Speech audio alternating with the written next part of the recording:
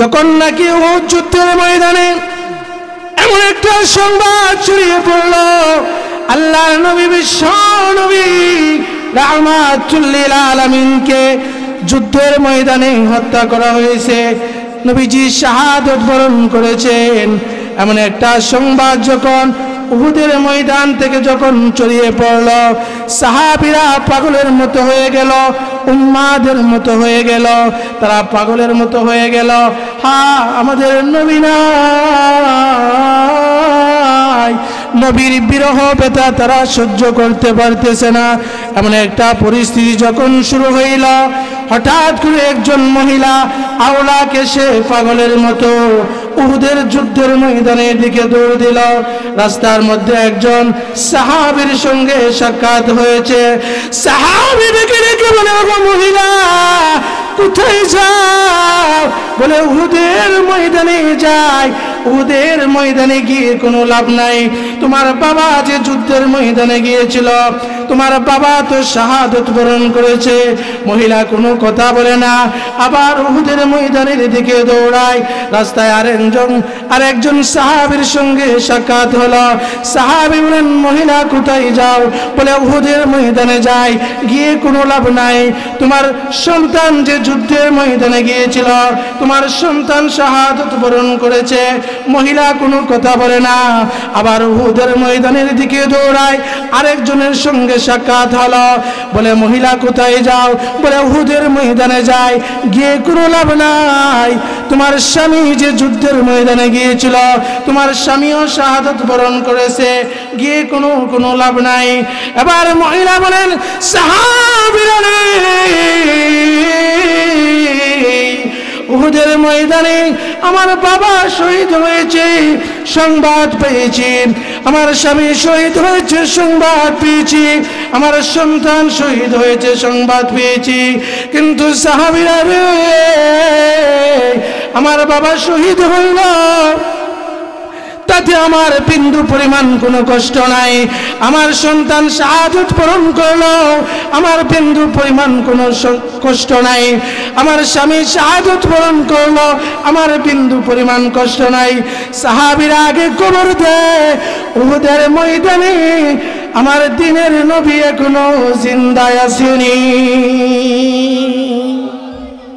হুজরা শরীফ যখন বের হইলেন, এমনি তাকায়া দেখি একটা মানুষ বাঁকা হয়ে দাঁড়ায় আছে, সোজা হয়ে দাঁড়াইতে পারে না, লজ্জাস্থান কালি হয়ে যায়, শীতে থরথর করে কাঁপতেছে। আল্লাহর পয়গম্বর বলেন, কে রে তুমি এত গভীর রজনীতে আমার হুজরার সামনে? এবার লোকটা সালাম দেয়, আসসালাতু ওয়াসসালামু আলাইকা ইয়া রাসূলুল্লাহ, ইয়া হাবিবাল্লাহ। ওগো নবীজি, আপনি কি আমাকে চিনতে পারেন নাই? আমি হইলাম আব্দুল্লাহ। আল্লাহর পয়গম্বর বলেন, তুমি কোন আব্দুল্লাহ রে? ওগো নবীজি,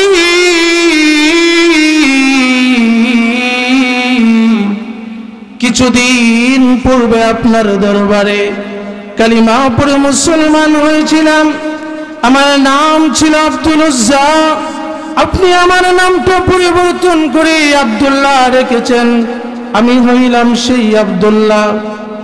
আল্লাহর নবী বিশ্ব নবী রাহমাতুল লিল আলামিন বলেন, আমার আব্দুল্লাহ তো ধনী বাবার সন্তান ছিল, সকাল বিকাল নতুন নতুন জামা কাপড় পরিধান করে আমার দরবারে আসতো, কিন্তু আজকে আমার আব্দুল্লাহর এমন অবস্থা কেন? গায়ে কাপড় নাই, শীতে থরথর করে কাঁপতেছে, আমার আব্দুল্লাহর আজ এই অবস্থা কেন? আব্দুল্লাহ বলেন, ইয়া রাসূলুল্লাহ, ইয়া হাবিবাল্লাহ, ওগো আল্লাহর নবী, আমি কেন আপনার দরবারে আসা যাওয়া করি? এই জন্যে আমার বাড়ি থেকে আমার চাচা আমাকে জানাইয়া দিয়েছেন, ওরে আব্দুল্লাহ, তোমাকে হয়তো বাড়ি ছেড়ে দিতে হবে, না হয় তোমাকে মুহাম্মদের দরবারে ছেড়ে দিতে হবে। ওগো নবীজি, আমার চাচা যখন আমাকে এই ঘোষণা জানায় দিলেন। আমি আমার চাচাকে বললাম, চাচা গো, প্রয়োজন যদি হয় আমি আব্দুল্লাহ তাম পৃথিবী চলতে রাজি আছি, কিন্তু একটা মুহূর্তের জন্য আমি বিশ্ব নবীর দরবার ছাড়তে পারবো না।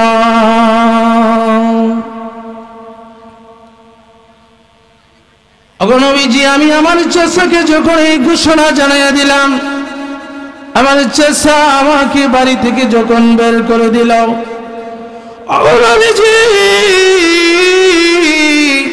আমি যখন বাড়ি থেকে বের হয়ে চলে আসব, আমার চাচা আমাকে ডেকে বলেন, আব্দুল্লাহ রে,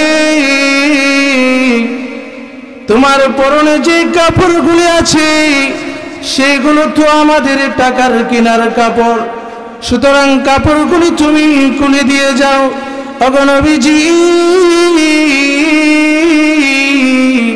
আমার চাচার উদ্দেশ্য ছিল আমি আমার ইজ্জতের বয়ে, আমি আমার সম্মানের বয়ে আমি বাড়ি থেকে বের হব না, কিন্তু নবীজি, আমি আমার চাচাকে জানা দিলাম, চাচা গো, আমি আব্দুল্লাহ আমার ইজ্জত হারাতে পারি, আমি আব্দুল্লাহ আমার সম্মান হারাতে পারি, আমি আব্দুল্লাহ সর্বহারা হতে পারি, কিন্তু একটা মুহূর্তের জন্য আমি ঈমান হারা হতে পারবো না। নবীজি, আমি যখন আমার চাচাকে ঘোষণা দিলাম, আমার শরীর থেকে আমার কাপড়গুলি আমি খুলে দিলাম। কাপড়গুলি খুলে দেওয়ার পরে আমি আমার মার কাছে গিয়ে বললাম, মা গো, একটা কাপড়ের টুকরা দাও, আমার লজ্জাস্থানটা আমি ডাইকা কোন রকম ভাবে যদি আমি আল্লাহর নবী বিশ্ব নবীর দরবারে যাইতে পারি, নবীজিকে যদি একটা নজর দেখতে পারি, তাহলে আমি আব্দুল্লাহর মনে আর কোনো কষ্ট থাকবে না।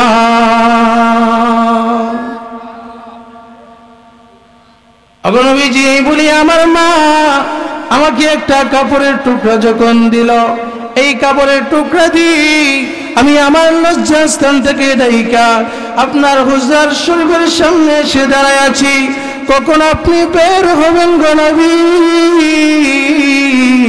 আর আপনার নুরানি চেহারা মুবারকখানা দেখি আমি আব্দুল্লাহ আমার কলিজা ঠান্ডা করব।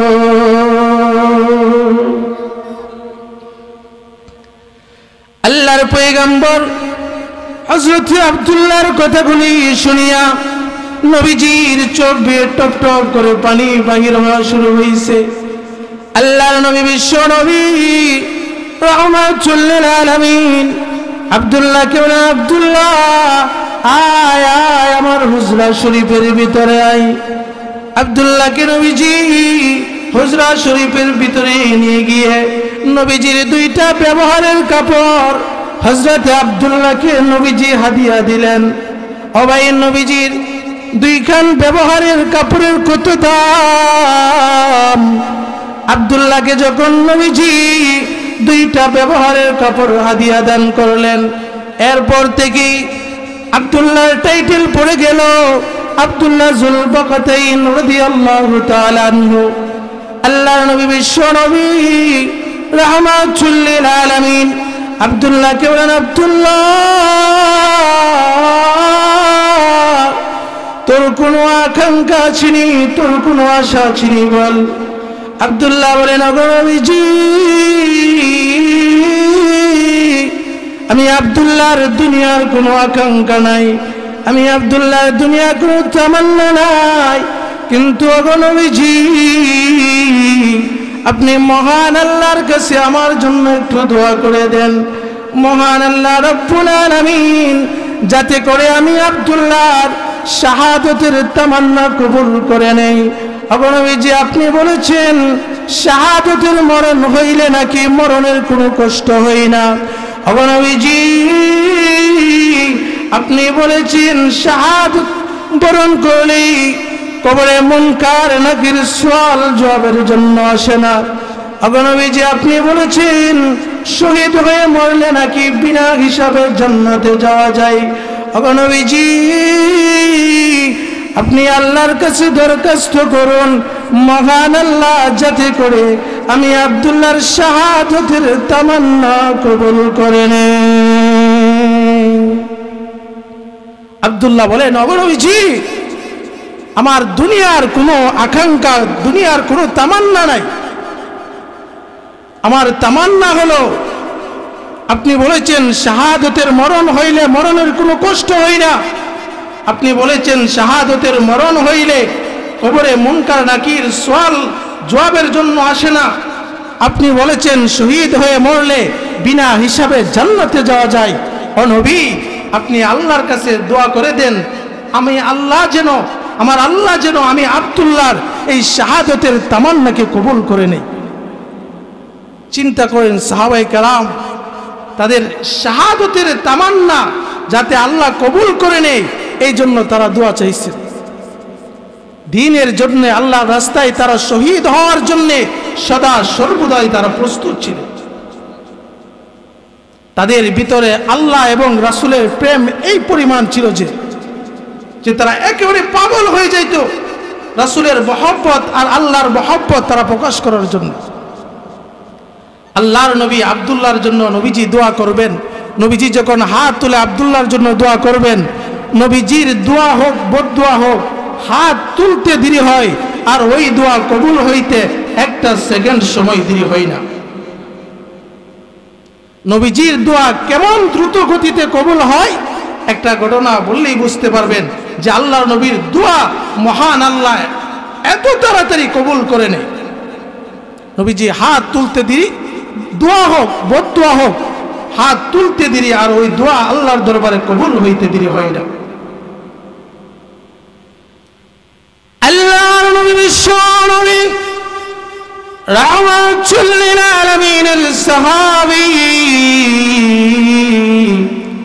হযরতে আবু হুরায়রা রাদিয়াল্লাহু তাআলা আনহু এমন একজন জালিলুল কদর সাহাবী আবু হুরায়রা, যিনি আল্লাহর পয়গম্বরের কাছ থেকে অসংখ্য অগণিত হাদিস উনি বর্ণনা করেছেন।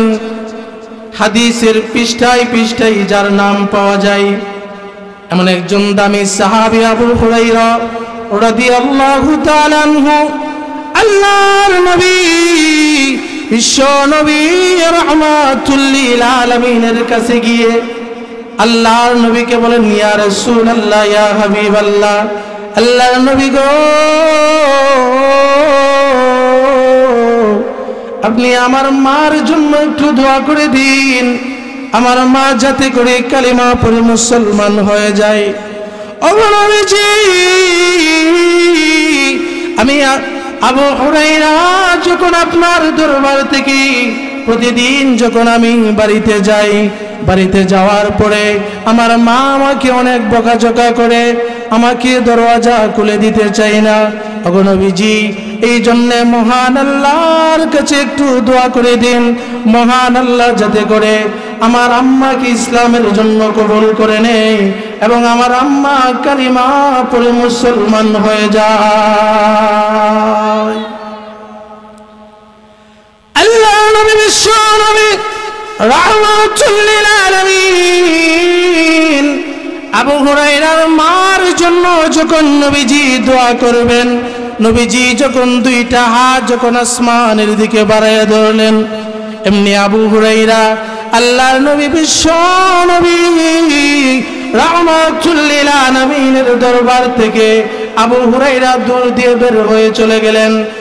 সাহাবীরা বলে, আবু হুরায়রা, তোমার মার জন্য দোয়া হবে আর তুমি নবীজির দোয়াটাকে অবজ্ঞা করে অবমূল্যায়ন করে তুমি চলে যাচ্ছ। আবু হুরায়রা বলেন, সাহাবীরা রে, আমি রাসূলের দোয়াটাকে অবজ্ঞা করে আর অবমূল্যায়ন করে চলে যাচ্ছি না। আমি কেন যাচ্ছি জানো নি? আমি আবু হুরায়রা দেখতে চাই, আমি আবু হুরায়রা দৌড়াইয়া গিয়ে আগে বাড়িতে পৌঁছি নাকি এর আগে আগে আল্লাহর নবীর দোয়া আমার মার জন্য কবুল হয়ে যায়। আবু হুরায়রা বলেন, আমি এমনি এমনি দৌড় দেই নাই, আমি দৌড় দিছি এই কারণে আমি আবু হুরায়রা দৌড়াইয়া বাড়িতে পৌঁছার আগে আগে আমি দেখতে চাই আমি কি আগে বাড়িতে পৌঁছি নাকি রাসূলের দোয়া আমার মার জন্য কবুল হয়ে যায়, সেটা আমি দেখতে চাই, এই জন্য আমি দৌড় দিছি। আল্লাহর নবী বিশ্ব নবী রাহমাতুল লিল আলামিনের দরবার থেকে আবু হুরায়রা যখন দৌড়াইয়া চলে গেলেন, ওইদিকে আবু হুরায়রা মার জন্য যখন নবীজি দোয়া করলেন, আল্লাহর পয়গম্বর আবু হুরায়রার মার জন্য নবীজি দোয়া করতেছেন, আল্লাহুম্মা হদি উম্মা আবা হুরায়রা, আল্লাহুম্মা হদি উম্মা আবা হুরায়রা। আল্লাহর পয়গম্বর আবু হুরায়রার মার জন্য যখন নবীজি দোয়া করলেন, ওইদিকে আবু হুরায়রা দৌড়ায়া বাড়িতে চলে গেলেন। বাড়ির কাছে দরওয়াজার কাছে হাজির হওয়ার পরে আবু হুরায়রা শুনতে পায় ঘরের ভিতর থেকে গোসলের শব্দ শোনা যায়। এমনি আবু হুরায়রা যখন আম্মা বলে যখন ডাক দিয়েছে, আবু হুরায়রার মা ভিতর থেকে জবাব দেয়, আবু হুরায়রা আমার লক্ষ্মীমণি জাদুমণি আবু হুরায়রা বুঝি এসেছো, বাবা একটু দাঁড়াও, আমি মা গোসল শেষ করে দরওয়াজা খুলে দিচ্ছি। আবু হুরায়রা মনে মনে ভাবতে লাগলেন, কি ব্যাপার, অন্যদিন যখন আমি রাসূলের দরবার থেকে যখন আমি বাড়িতে আসি আমার মা বকাঝকা শুরু করে আর বলে, আগে বল মুহাম্মদের দরবার ছাড়বে কিনা, না হয় তোর জন্য দরওয়াজা খোলা হবে না। কিন্তু কি ব্যাপার, আজকে এত মধুর সুরে আমাকে ডাকতেছে, তাহলে মনে হয় আমি আবু হুরায়রা বাড়িতে পৌঁছার আগে আগে আল্লাহর নবীর দোয়া আমার মার জন্য কবুল হয়ে গেছে। আমার মনে হয় আমি বাড়িতে পৌঁছার আগে আগে আমার মার জন্য রাসূলের দোয়া কবুল হয়ে গেছে। তো চিন্তা করেন রাসূলের দোয়া কেমন দ্রুত গতিতে রাসূলের দোয়া কবুল হয়, এত তাড়াতাড়ি আল্লাহ পাক রাসূলের দোয়া কবুল করতে। আবু হুরায়রার মা গোসল শেষ করে যখন আবু হুরায়রার জন্য যখন দরওয়াজা খুলে দিলেন, এমনি আবু হুরায়রা যখন ভিতরে গেলেন, ভিতরে যাওয়ার পরে আবু হুরায়রার মা বলতেছে, আবু হুরায়রা বাবারি, আজকে যখন তুমি বাড়ি থেকে বের হয়ে চলে গেছো, তুমি বাড়ি থেকে বের হয়ে যাওয়ার পরে আমার শরীরে কেমন জানি জ্বালা পোড়া শুরু হয়ে গেছে। গোসল করলাম কিন্তু আমার শরীরের জ্বালা পোড়া কমতেছে না, গোসল করলাম তারপরও জ্বালা পোড়া কমতেছে না। ওরে আবু হুরায়রা, আমার মনে হয় তুই যে মুহাম্মদের দরবারে আসা যাওয়া করিস, যে মুহাম্মদের দরবারে আসা যাওয়ার কারণে আমি তোকে এত বকা দিলাম, এত মারলাম, এত আঘাত করলাম, কিন্তু কোনোদিন পাল্টা কোনো কথা বললি না, পাল্টা কোনো জবাব দিলি না। আমার মনে হয় ওই মুহাম্মদকে যদি একটা নজর দেখতে পারি তাহলে আমার শরীরের জ্বালা যন্ত্রণা দূর হয়ে যাবে। আমার মন বলতেছে ওই মুহাম্মদকে যদি একটা নজর দেখতে পারি, আমার শরীরে যে জ্বালা যন্ত্রণা শুরু হয়েছে, আমার মনে হয় ওই মুহাম্মদকে যদি একটা নজর দেখতে পারি আমার শরীরের জ্বালা যন্ত্রণা শুরু হয়ে যাবে, শেষ হয়ে যাবে। হযরত আবু হুরায়রা রাদিয়াল্লাহু তাআলা আনহু মনে মনে বলেন, এমনি এমনি তো আর হই নাই, কারণ রাসূল তোমার জন্য দোয়া করেছেন। এবার আবু হুরায়রা ওনার মাকে সঙ্গে নিয়ে আল্লাহর নবী বিশ্ব নবী রাহমাতুল লিল আলামিনের দরবারে যখন গেলেন, যাওয়ার পরে আবু হুরায়রার মা আল্লাহর নবী বিশ্ব নবী রাহমাতুল লিল আলামিনের দিকে অপলক দৃষ্টিতে তাকায় আছেন আর চোখের পানি ছেড়ে দিয়েছেন। আবু হুরায়রার মা চোখের পানি ছেড়ে দিয়ে কান্দে আর বলে, এত সুন্দর মানুষ আমি জিন্দেগিতে কোনোদিন দেখি নাই, এত সুন্দর নুরানি চেহারাওয়ালা মানুষ আমি জিন্দেগিতে কোনোদিন দেখি নাই। উনি এত সুন্দর মানুষ, উনি কোনোদিন মিথ্যাবাদী হইতে পারে না, উনি কোনোদিন অন্যের ক্ষতি করতে পারে না, উনি কোনোদিন অন্যের নষ্ট করতে পারে না। উনি যে আল্লাহর পয়গম্বর এতে বিন্দু পরিমাণ কোনো সন্দেহ নাই।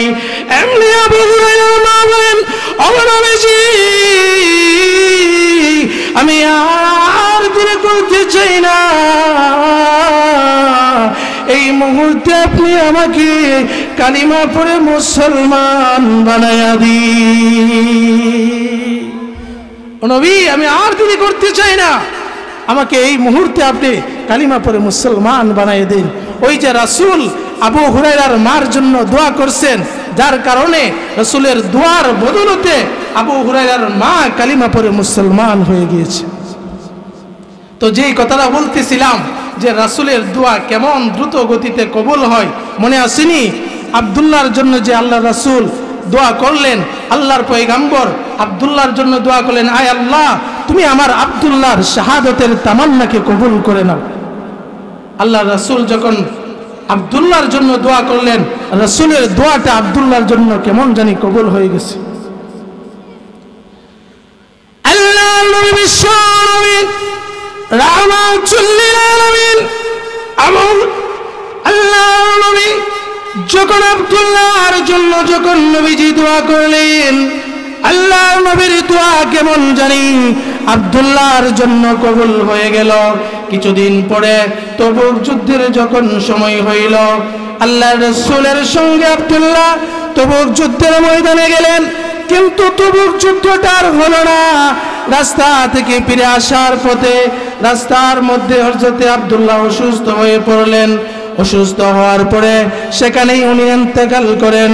আল্লাহর নবী বিশ্ব নবী রাহমাতুল লিল আলামিন বলেন, সাহাবীরা রে, কোনো মানুষ যখন দিনের রাস্তায় বের হয়, দিনের কাজে যখন বের হয়, আর রাস্তায় কোনো কারণে যদি অসুস্থ হয়ে মারা যায়, তাহলে মহান আল্লাহ রাব্বুল আলামিন তার আমলনামায় শহীদের সওয়াব আল্লাহ দান করে দিবে।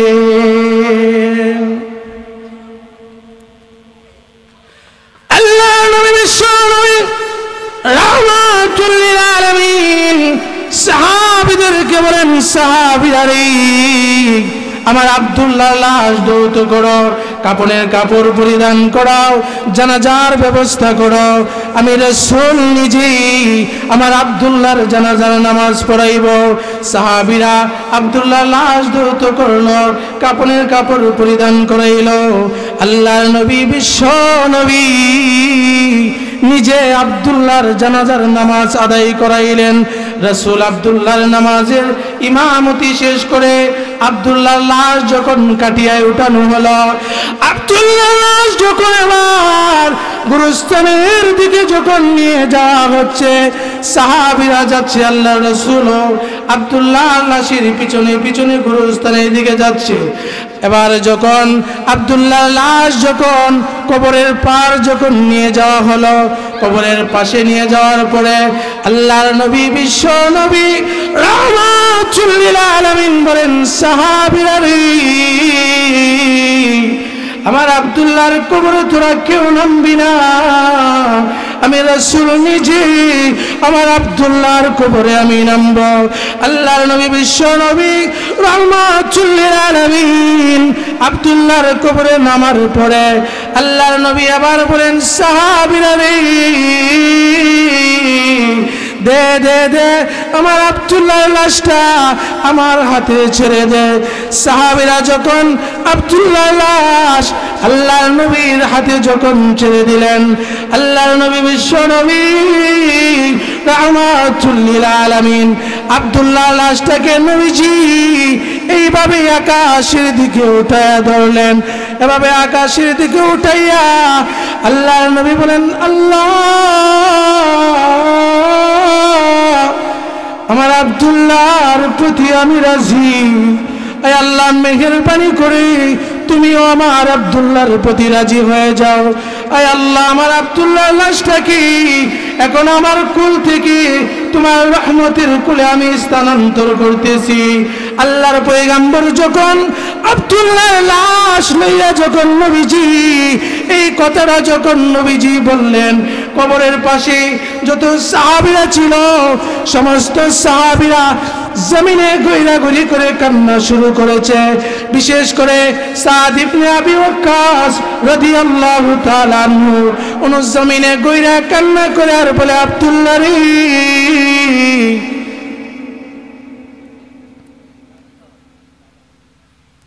তো জিকির করে লা ইলাহা ইল্লাল্লাহ, লা ইলাহা ইল্লাল্লাহ, লা ইলাহা ইল্লাল্লাহ, লা ইলাহা ইল্লাল্লাহ, লা ইলাহা ইল্লাল্লাহ, লা ইলাহা ইল্লাল্লাহ। জোরে জোরে সবাই বলি, লা ইলাহা ইল্লাল্লাহ, লা ইলাহা ইল্লাল্লাহ।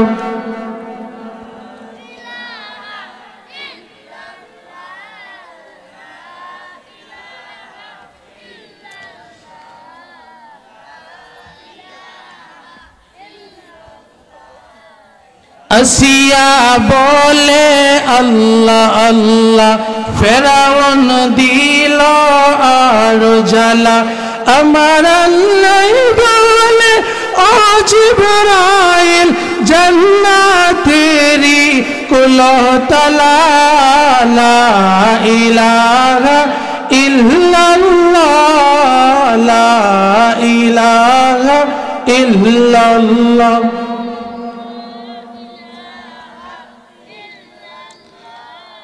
লা ইলাহা ইল্লাল্লাহু মুহাম্মাদুর রাসূলুল্লাহ সাল্লাল্লাহু আলাইহি সাল্লাম। যেই কথাটা বলতেছিলাম, আল্লাহর নবী বিশ্ব নবী রাহমাতুল লিল আলামিন যখন আব্দুল্লাহ লাশ নিয়ে যখন নবীজি এইভাবে যখন দোয়া করলেন, আয় আল্লাহ, আমি আব্দুল্লাহর প্রতি রাজি, তুমিও আব্দুল্লাহর প্রতি রাজি হয়ে যাও। আয় আল্লাহ, আমার কুল থেকে এখন তোমার রহমতের কোলে আমার আব্দুল্লাহর লাশ স্থানান্তর করতেছি। আল্লাহর পয়গম্বর যখন এই দোয়া করলেন, কবরের পাশে যত সাহাবীরা ছিল তারা জমিনে গইরা কান্না আরম্ভ করলো। বিশেষ করে সাদ ইবনে আবি ওয়াক্কাস রাদিয়াল্লাহু তাআলা আনহু উনি জমিনে গইরা কান্দে আর বলে, আব্দুল্লাহ রে,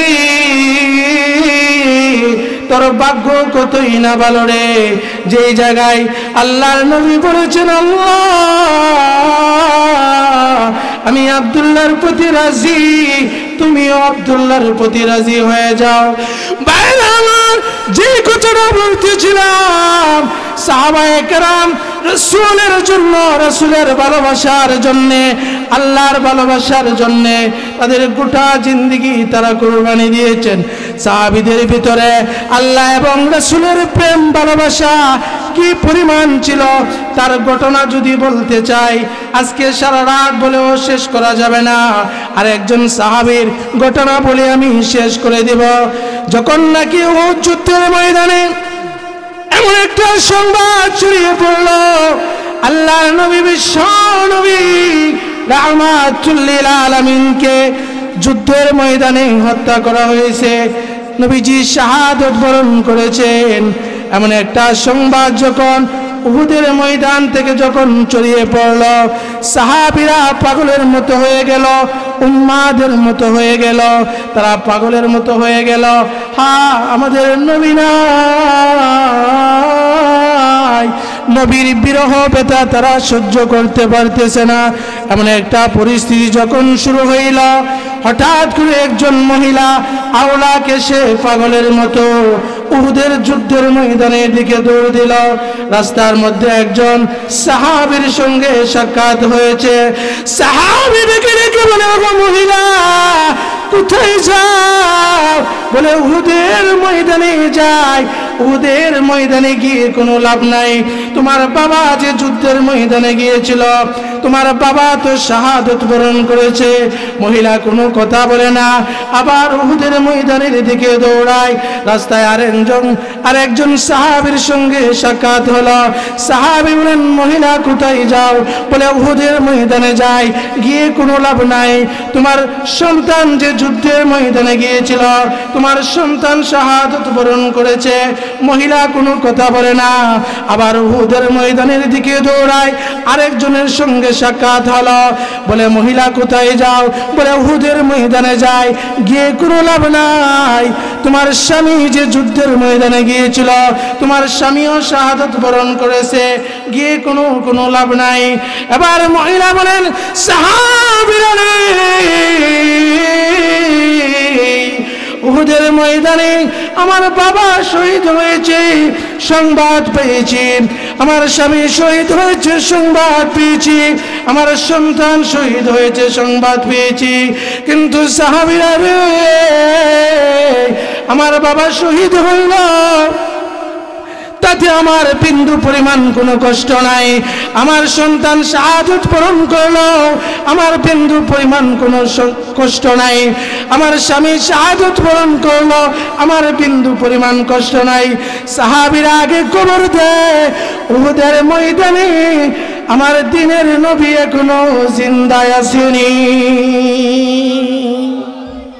লা ইলাহা ইল্লাল্লাহ, লা ইলাহা ইল্লাল্লাহ, লা ইলাহা ইল্লাল্লাহ।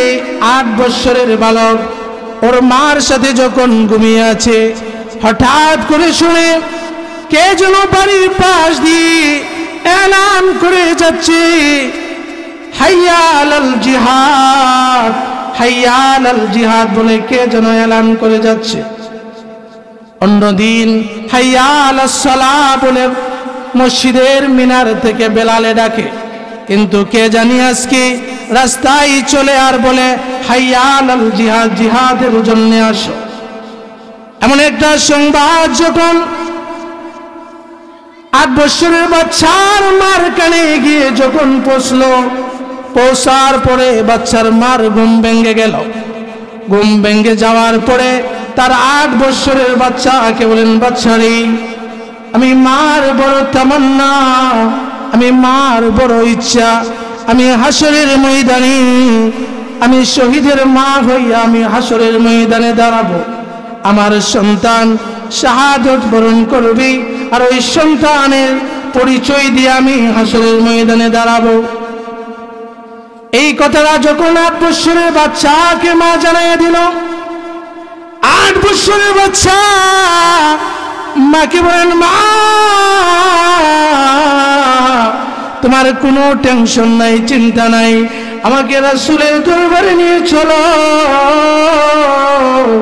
আমাকে রাসূলের দরবারে নিয়ে চলো। আমি রাসূলের দরবারে যাওয়ার পরে রাসূলকে আমি বলবো আমাকে যুদ্ধের ময়দানে নিয়ে যাওয়ার জন্যে। ওই 8 বছরের বাচ্চাকে মা সঙ্গে নিয়ে আল্লাহর নবীর দরবারে যখন মসজিদে নববীতে হাজির হইলেন, হাজির হওয়ার পরে 8 বছরের বাচ্চা যখন লাইনে যখন দাঁড়াইলেন, সাহাবীরা যুদ্ধে নেওয়ার জন্য যখন মুজাহিদদেরকে যখন বাছাই করতেছেন, এক পর্যায়ে যখন 8 বছর বাচ্চার কাছে যখন আসলো, আসার পরে সাহাবীরা বলেন, মহিলা, তোমার ওই 8 বছরের বাচ্চা যুদ্ধের ময়দানে কোনো কাজে আসবে না। 8 বছরের বাচ্চাকে নিয়ে যাও, ওই বাচ্চা যুদ্ধের ময়দানে কোনো কাজে আসবে না, অদূর ভবিষ্যতে বড় হওয়ার পরে যুদ্ধের ময়দানে কোনো কাজে লাগিয়ে দেওয়া হবে। মহিলাকে যখন সাহাবীরা এই কথা বলল, মহিলা তার চেহারাটাকে মলিন করে ফেলল। 8 বছরের বাচ্চা বলেন, মাগো, তোমার চেহারা মলিন করার কোনো দরকার নাই, ও মা, আমাকে রাসূলের দরবারে ডাইরেক্ট নিয়ে চলো, আমি রাসূলের দরবারে যাব। 8 বছরের বাচ্চাকে যখন আল্লাহর নবী, ঈশ্বর নবী রাহমাতুল লিল আলামিনের দরবারে যখন হাজির করা হলো, 8 বছরের বাচ্চা বলেন ইয়া রাসূলুল্লাহ ইয়া হাবিবাল্লাহ, আল্লাহর নবী গো আমার মার বড় তামান্না, আমার মার বড় ইচ্ছা, আমার মা হাসরের ময়দানে শহীদের মা হিসাবে দাঁড়াইতে চাই। আমি বাড়ি থেকে আমার মাকে আমি বলে নিয়ে আসছি, আমার মাকে আমি শহীদের মা না বানাইয়া, আমার মাকে আমি শহীদের মা না বানাইয়া আমি আর বাড়িতে ফিরে যাব না। ওগো নবীজি আপনি আমাকে যুদ্ধের ময়দানে নিয়ে চলেন। আল্লাহর পয়গম্বর বলেন তুমি যুদ্ধের ময়দানে কোনো কাজে আসবে না, তোমাকে যুদ্ধের ময়দানে কোনো কাজে লাগানো যাবে না, অদূর ভবিষ্যতে তোমাকে কোনো কাজে লাগানো হবে। চিন্তা করেন 8 বছরের বাচ্চার ভিতরে রাসূলের মহব্বত আর ভালোবাসা, আল্লাহর ভালোবাসা কি পরিমাণ ছিল। 8 বছরের বাচ্চা আবার বলেন ইয়া রাসূলুল্লাহ ইয়া হাবিবাল্লাহ, আপনি আমাকে যুদ্ধের ময়দানে না নেওয়া পর্যন্ত আমি এখান থেকে বিদায়ী হব না, আমি এখান থেকে বিদায়ী হব না। এবার 8 বছরের বাচ্চা আল্লাহর নবী বিশ্ব নবী রাহমাতুল লিল আলামিনের সঙ্গে কেমন কথাবার্তা বলে একটু চিন্তা করে দেখেন। 8 বছরের বাচ্চা বলেন ইয়া রাসূলুল্লাহ ইয়া হাবিবাল্লাহ, ওগো নবীজি আপনি যখন আমাকে যুদ্ধের ময়দানে নিয়ে যাবেন আমি কি কাজে লাগবো আমি আপনাকে জানাইয়া দেই। ওগো নবীজি দুনিয়াতে দেখেছি আমাদের মা যখন চুলায় রান্না বসায় আগুন ধরানোর জন্য চুলার ভিতরে আগে ছোট ছোট লাকড়িগুলো দেয়, আগুন ধরার পরে তারপরে বড় লাকড়িগুলো চুলার ভিতরে ঢোকায়। ওগো নবীজি যুদ্ধের ময়দানে আগুন ধরানোর জন্য আমার মতো 8 বছরের বাচ্চারই প্রয়োজন আর দরকার আছে। ওগো নবীজি যুদ্ধের ময়দানে আবু বকর উমর উসমান আলী তলহা জুবাইরকে আগে দিবেন না, আমি 8 বছরের বাচ্চাকে যুদ্ধের ময়দানে আগে দিবেন, আমি আগে আগে শাহাদাত বরণ করে গোটা যুদ্ধের ময়দানে আগুন আমি ধরিয়ে দিতে চাই। আপনি আবু বকর উমর উসমান তলহা জুবাইরকে পরে দিবেন, আগে আগে আমাকে যুদ্ধের ময়দানে দিয়ে দিবেন, আমি আগে ভাগে শহীদ হয়ে আমি গোটা যুদ্ধের ময়দানে আগুন ধরাইয়া দিব। চিন্তা করেন কেমন মহব্বত আর ভালোবাসা রাসূল আর আল্লাহর জন্য তাদের ভিতরে ছিল। আল্লাহ রাসূল বলেন না তোমাকে যুদ্ধের ময়দানে নেওয়া যাবে না, যুদ্ধের ময়দানে তুমি কোনো কাজে আসবে না। আল্লাহ রাসূল এরপরও নিতে রাজি না। এবার 8 বছরের বাচ্চার সাহাবীর মা কি কথা রাসূলকে বলে একটু শুনেন। বাচ্চার ভিতরে প্রেম দেখছেন, ভালোবাসা দেখছেন, এবার মার ভিতরে কি প্রেম আর ভালোবাসা একটু শুনেন। মহিলা আবার আল্লাহ নবী বিশ্ব নবী রাহমাতুল লিল আলামিন কে বলেন ইয়া রাসূলুল্লাহ ইয়া হাবিবাল্লাহ, আল্লাহর নবী গো আমি আমার বাচ্চাকে নিয়ে আমি আর বাড়িতে ফিরে যাইতে পারবো না। ওগো নবীজি আমি একটা কথা বলি, আপনি আমার বাচ্চাকে যুদ্ধের ময়দানে নিয়ে চলুন। আমার বাচ্চাকে যখন যুদ্ধের ময়দানে নিবেন, যুদ্ধের ময়দানে প্রত্যেকটা মুজাহিদের হাতে একটা ডাল থাকে, তীর অথবা ধনুকের আঘাত পিরানোর জন্য একটা ডালের প্রয়োজন হয়। দেখেন না আমাদের দুনিয়াতে আমাদের পুলিশ ভাইয়েরা লাঠির আঘাত এবং বুলেটের আঘাত পিরানোর জন্য ডাল হিসাবে একটা জিনিস ব্যবহার করে, ঠিক তেমনি ভাবে যুদ্ধের ময়দানে একটা ডাল ব্যবহার করা হইতো তীরের আঘাত প্রতিহত করার জন্য, ধনুকের আঘাত প্রতিহত করার জন্য। এভাবে আঘাত পিরানোর জন্য একটা ডাল দরকার ছিল, প্রয়োজন ছিল। মহিলা বলেন ওগো নবীজি যুদ্ধের ময়দানে প্রত্যেকটা মুজাহিদের জন্য একটা ডাল দরকার আছে, প্রয়োজন আছে। ওগো নবীজি যুদ্ধের ময়দানে আপনারও একটা ডালের দরকার আছে, প্রয়োজন আছে। ওগো নবীজি যুদ্ধের ময়দানে আমার ওই 8 বছরের বাচ্চাটাকে আপনি ডাল হিসাবে ব্যবহার করবেন।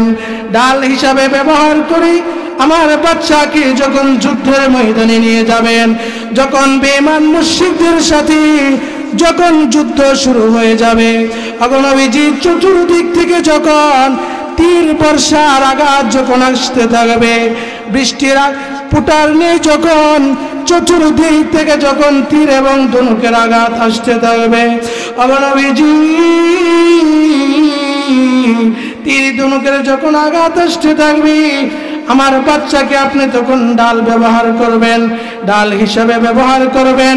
আপনার ডান দিক থেকে যখন কোনো তীরের আঘাত আসবে, আপনার বাম দিক থেকে যখন কোনো তীরের আঘাত আসবে, আপনার সামনের দিক থেকে যখন তীরের কোনো আঘাত আসবে, আপনার পিছনের দিক থেকে যখন কোনো তীরের আঘাত আসবে, নবীজি চতুর্দিক থেকে যতই তীরের আঘাত আসুক না কেন, আমার বাচ্চা আপনার হাতে থাকা পর্যন্ত একটা তীরের আঘাত যেন আপনি নবীর শরীরে প্রবেশ না করতে পারে।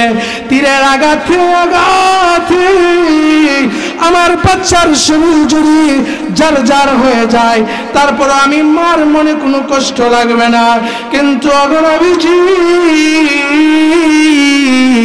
আপনি নবীর শরীরে যদি একটা তীরের আঘাত ঢুকে, আমি মহিলা তা বরদাস্ত করতে পারবো না। তীরের আঘাতে যদি আমার বাচ্চার শরীর একবারে জারজার হয়ে যায়, আমি মার ভিতরে বিন্দু পরিমাণ সন্তানের জন্য মায়া লাগবে না, কষ্ট লাগবে না। কিন্তু আপনি পয়গম্বরের শরীরে যদি একটা তীরের আঘাত ঢুকে প্রবেশ করে, আমি মহিলা তা বরদাস্ত করতে পারবো না। চিন্তা করেন তাদের ভিতরে রাসূলের প্রেম, মহব্বত আর ভালোবাসা কি পরিমাণ ছিল। এই কারণেই রাসূলকে এত মহব্বত আর ভালোবাসার এই কারণেই সাহাবীরা এত দামি হয়েছেন, যার কারণে এই আসমান যতদিন থাকবে, এই জমিন যতদিন থাকবে, ততদিন সাহাবায়ে কেরামের নাম স্মরণাক করে ইতিহাসের পাতায় লেখা থাকবে। তারা দুনিয়া থেকে জান্নাতের সার্টিফিকেট অর্জন করে নিয়ে গেছে। তার একমাত্র কারণ রাসূলকে অনুসরণ করার মতো করছে, রাসূলকে মহব্বত করার মতো করছে, আল্লাহকে ভালোবাসার মতো তারা বাসছে। তো যাই হোক, আল্লাহ পাক রব্বুল আলামিন আমাদের সকলকে আল্লাহ রাসূলের পূর্ণাঙ্গ অনুকরণ অনুসরণ করে পূর্ণাঙ্গ রাসূলকে মহব্বত আর ভালোবেসে আল্লাহ পাক আমাদেরকে সুন্নতের উপর জিন্দেগি পরিচালনা করার তৌফিক দান করুন। সকলে বলেন আমিন। ওয়া আখিরি দাওয়ানা আনিল হামদুলিল্লাহি রাব্বিল আলামিন। আসসালামু আলাইকুম ওয়া রাহমাতুল্লাহি ওয়া বারাকাতুহু।